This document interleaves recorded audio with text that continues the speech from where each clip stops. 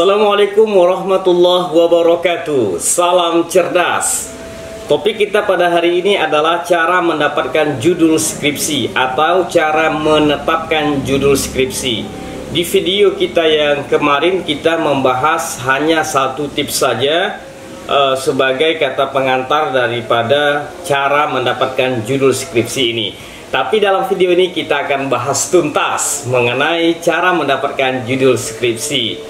Pejuang skripsi Indonesia, hal yang terpenting yang harus kita lakukan ketika kita mau mendapatkan atau mau menetapkan judul skripsi, bukan kita fokus kepada apa teks daripada judul skripsi kita itu, atau kita banyak berpikir judul apa ya, apa judul ya, ini bagus tidak ya, ini bersesuaian tidak ya. Nah, banyak mahasiswa yang memikirkan seperti itu hingga mereka kewalahan, kehabisan energi untuk memikirkan judul itu. Nah, sehingga banyak mahasiswa juga yang datang ke dosennya meminta judul skripsi, Pak bantu dong apa judul skripsi ini, Bu bantu dong apa judul skripsi ini, dan meminta bantuan juga kepada teman-temannya mengenai apa judul skripsi yang pantas untuk dia sesuai dengan jurusannya. Nah, meskipun dosen Anda, meskipun teman Anda memberikan judul yang terbaik sekalipun, belum tentu itu akan bisa Anda resapi judul yang telah diberikan itu. Nah, kenapa? Karena Anda belum tahu mengenai apa akar permasalahannya, dan apa yang diberikan oleh mereka belum tentu sesuai dengan kemampuan atau minat Anda. Nah, saya pikir jangan terlalu banyak membuang energi untuk memikirkan judul apa, kemudian berkonsultasi apa yang cocoknya judul untuk saya. Jangan, Anda sendiri yang merasakan itu.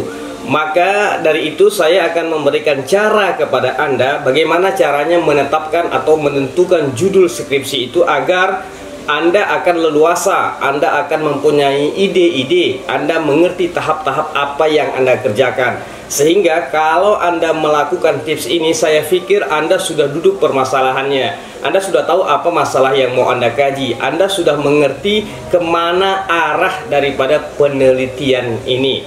Nah, kita akan bahas satu persatu.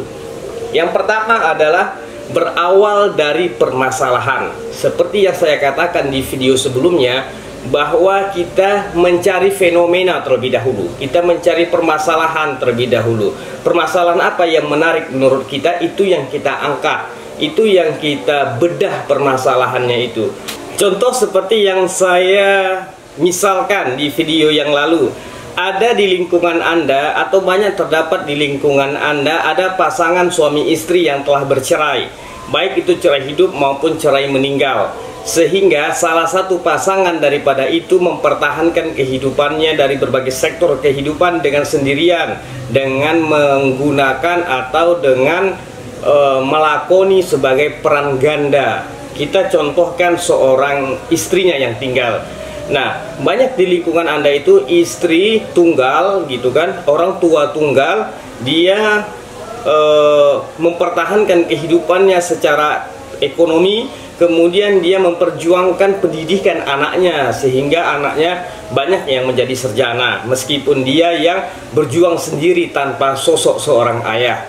Nah, jika Anda tertarik dengan judul yang seperti ini, dengan permasalahan yang seperti ini, maka Anda akan simpan, Anda akan save permasalahan ini.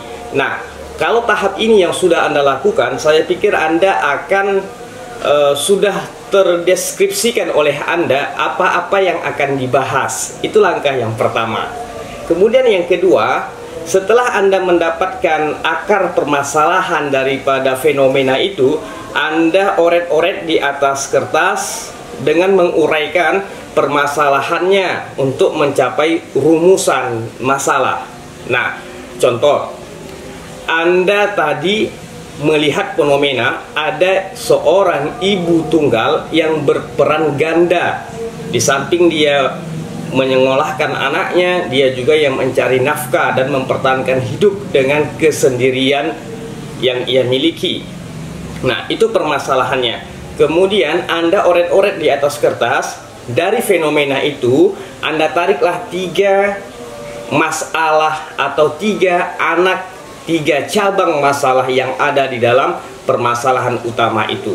Nah, ketiga inilah yang akan Anda jadikan sebagai rumusan masalah. Dan rumusan masalah inilah yang akan Anda teliti, akan Anda jawab, dan akan Anda tulis di bab 4 sebagai penemuan atau temuan daripada penelitian Anda.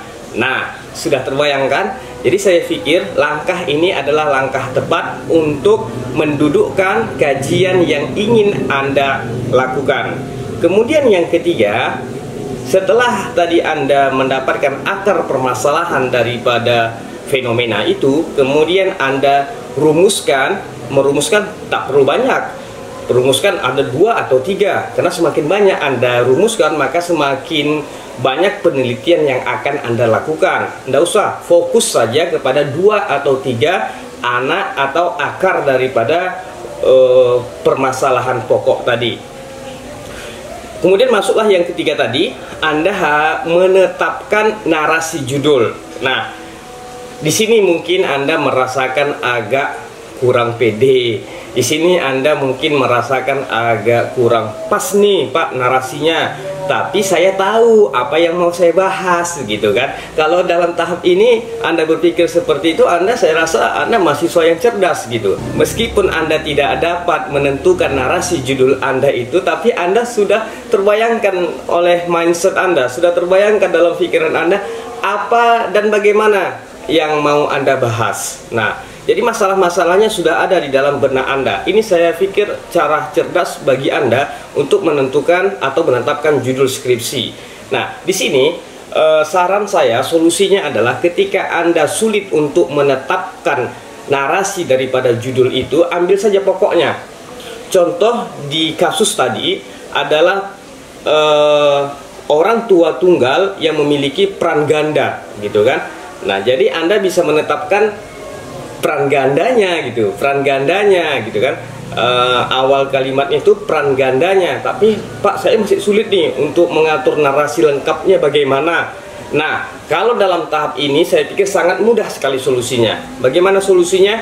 Solusinya Anda konsultasikan ini kepada senioran Anda, mentor Anda, atau sekalian Anda datangi dosen pembimbing Anda. Kalau belum Anda mempunyai dosen pembimbing, Anda datangkan kaprodi Anda, ketua jurusan Anda, sekretaris prodi Anda, atau dosen yang sering Anda berkomunikasi dengannya.